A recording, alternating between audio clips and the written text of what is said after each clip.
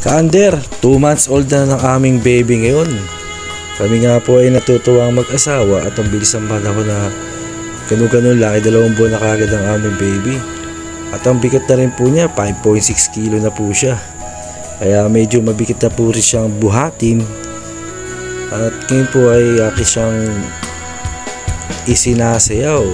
Kasi nga naka 2 buwan na siya ngayon. At tingnan niyo po kagwapo ang aming baby.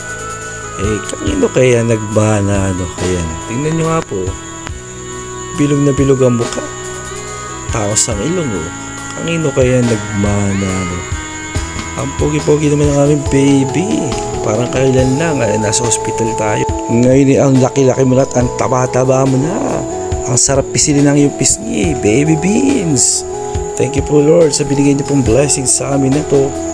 Ito po ang aming kayamanan, ang aming mga anak. Ang cute-cute mo talaga baby beans. Ano kaya? Sundang kaya?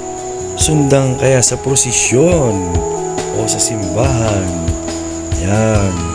Maraming salamat po guys. Ang pogi-pogi. Bye!